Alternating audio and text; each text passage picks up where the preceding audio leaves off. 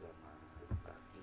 Pada kesempatan pagi ini kita akan belajar tentang firman Tuhan yang saya berikan judul Doa yang Tidak Terjawab. Kita akan belajar di sini ada beberapa hal yang bisa menghalangi doa-doa kita. Ada 6 hal yang bisa kita pelajari untuk memahami mengapa doa itu tidak terjawab. Yang pertama adalah salah dalam meminta. Hal yang kedua yaitu karena dosa dalam hati. Hal yang ketiga, meragukan firman Allah. Hal yang keempat yang menghalangi doa kita adalah pengulangan yang sia-sia. Kemudian hal yang kelima yaitu ketidaktaatan kepada firman Tuhan. Dan yang terakhir yang keenam adalah kelakuan yang tak menenggang rasa dalam hubungan perkawinan. Kita akan bahas satu persatu. Hal yang pertama yang menghalangi doa kita yaitu salah dalam meminta. Kita bisa baca di dalam Yakobus 4 ayat yang ketiga. Atau kamu berdoa juga, tetapi kamu tidak menerima apa-apa karena kamu salah berdoa, sebab yang kamu minta itu tidak kamu habiskan untuk memuaskan hawa nafsu. Allah menolak untuk menjawab doa mereka yang ambisius untuk dirinya sendiri, mencintai kesenangan dan menginginkan kehormatan, kuasa, atau kekayaan. Kita semua harus memperhatikan, karena Allah tidak akan mendengarkan doa kita kalau hati kita penuh dengan keinginan yang mementingkan diri sendiri. Alkitab memberitahu kepada kita bahwa Allah hanya mendengarkan doa orang yang benar, mereka yang berseru kepadanya dalam kesetiaan, mereka yang sungguh-sungguh berdoa dan rendah hati, dan mereka yang meminta sesuai dengan kehendak Tuhan. Kedua, yang bisa menghambat doa-doa kita adalah adanya dosa di dalam hati. Kita bisa baca di dalam Mazmur 66 ayat yang ke-18. Seandainya ada niat jahat dalam hatiku, tentulah Tuhan tidak mau mendengar. Mereka yang senang akan ketidakbenaran tidak dapat mengharapkan doanya dijawab bila mereka berseru kepada Allah. Allah menghendaki kita hidup berpisah dari dosa, dan hanya ketika itu Dia akan menanggapi kita sebagai seorang bapa menanggapi anaknya. Jadi yang bisa menghambat doa kita adalah dosa yang ada dalam diri kita.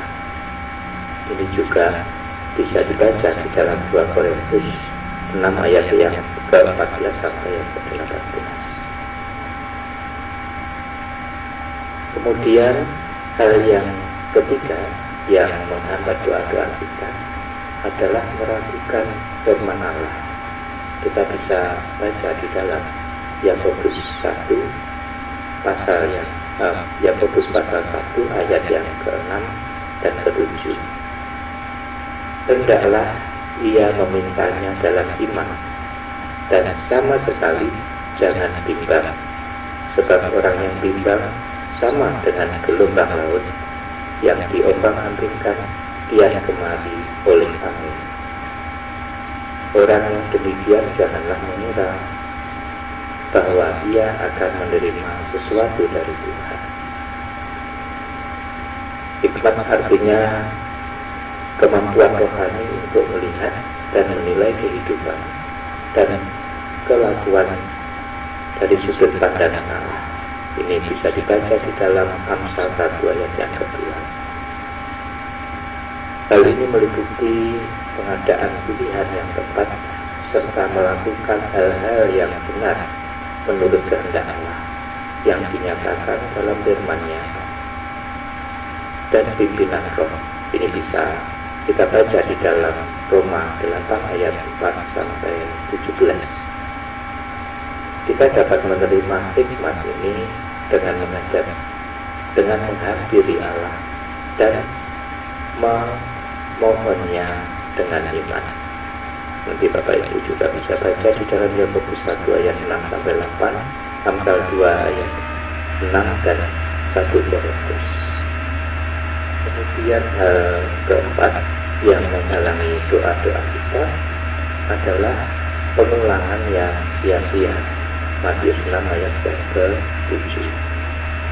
Bagi pula dalam doamu itu, janganlah kamu bertele-tele seperti kebiasaan orang yang tidak mengenal Allah.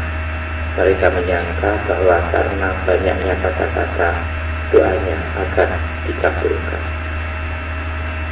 Setiap anak Tuhan sebaiknya memiliki tempat di mana ia dapat sendirian dengan Allah. Jikalau tempat semacam itu tidak ada, maka berdoa secara tersembunyi tidak dapat dilaksanakan untuk waktu yang lama atau secara teratur. Yesus memiliki tempat semacam itu. Bapak Ibu bisa baca di dalam Matius 14 ayat 23, kemudian Markus 1 ayat 35, Lukas 4 ayat 42, pasal 5 ayat 16 dan pasal 6 ayat 12. Doa yang dipanjatkan di tempat tersembunyi ini sangat penting. Yang pertama, bisa kita lakukan pada pagi hari untuk menyerahkan hari itu kepada Tuhan. Pada malam hari untuk mengucapkan syukur atas kemurahan. Dan yang ketiga, pada saat Roh Kudus mendorong kita untuk berdoa, Bapa kita berjanji bahwa memberikan pahala secara terang-terangan dengan doa yang dikabulkan, dengan kehadirannya yang khusus, dan dengan kehormatan sejati untuk kekekalan. Hal kelima yang menghalangi doa-doa kita adalah ketidaktaatan kepada firman Tuhan. Ini bisa kita baca di dalam Amsal 28 ayat yang ke-9. Siapa memalingkan telinganya untuk tidak mendengarkan hukum, juga doanya adalah kekejian. Allah tidak akan menjawab doa orang yang tidak sungguh-sungguh mengabdi untuk taat kepadanya dan firman-Nya.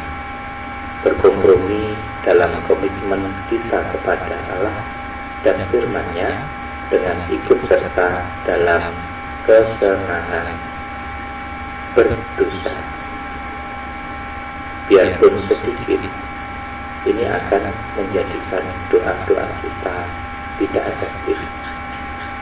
Bapak Ibu bisa baca di dalam Amsal 15 ayat 29, Mazmur 66 ayat yang ke-8, Yesaya 59 ayat yang ke-2. Berdoa yang efektif, berdoa tanpa kasih untuk firman dan hukum Allah adalah kemunafikan dan menghina Dia. Jadi jelas di sini yang menghalangi jawaban doa kita adalah ketidaktaatan kepada firman Tuhan. Hal yang terakhir, yang keenam, yaitu telah menenggang rasa dalam hubungan perkawinan.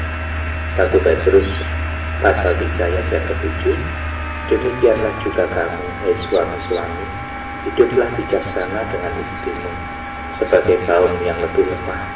Hormatilah mereka sebagai teman pewaris dari kasih karunia, yaitu kehidupan, supaya doamu jangan terhalang kasih dan damai. Di sini jelas Bapak Ibu bahwa kehidupan rumah tangga seorang percaya pada Tuhan ini juga sangat menentukan kondisi apakah doa-doa kita dijawab atau tidak oleh Tuhan. Yang 1 Petrus menyebutkan 3 hal yang harus diperhatikan oleh para suami Kristen berkenaan dengan istri mereka. Yang pertama adalah para suami harus bijaksana dan penuh pengertian hidup dengan istri mereka di dalam kasih dan keselamatan dengan firman Allah. Ini juga bisa baca di dalam Efesus 5 ayat ke-25 sampai 33 dan di dalam kitab Kolose pasal 3 ayat yang ke-19. Hal yang kedua dalam 1 Petrus 3 ayat 7 ini adalah para suami harus menghormati istri sebagai teman pewaris yang setara dari kasih karunia dan keselamatan Allah. Istri harus dihormati, dipelihara, dan dilindungi sesuai dengan kebutuhan mereka. Kaum yang lebih lemah kemungkinan menunjuk kepada kekuatan jasmaniah wanita. Seorang suami harus memuji dan sangat menghargai istrinya, sementara istri berusaha mencintai dan menolongnya sesuai dengan kehendak Allah. Yang ketiga, para suami harus menghindari perilaku yang tidak adil dan tidak senonoh terhadap istrinya. Petrus menunjukkan bahwa seorang suami yang gagal hidup bersama istrinya dalam cara penuh pengertian dan penghormatan sebagai sesama anak Allah akan merusak hubungannya dengan Allah dengan menciptakan suatu penghalang di antara doanya dan Allah. Demikian Bapak Ibu firman Tuhan yang bisa kita pelajari pada saat pagi ini. Ada 6 hal yang menghalangi doa-doa kita kepada Tuhan. Mungkin selama ini seringkali kita merasakan bahwa sudah melakukan ini, sudah melakukan itu, tetapi Tuhan belum juga menjawab doa-doa kita. Maka dengan pembelajaran pagi ini kita akan bisa untuk introspeksi diri. Mungkin ada sesuatu hal yang menghalangi hubungan kita dengan Tuhan. Marilah kita senantiasa bertumbuh dalam iman dan pengharapan di dalam nama Tuhan kita Yesus Kristus. Selamat pagi, salam, Tuhan Yesus memberkati.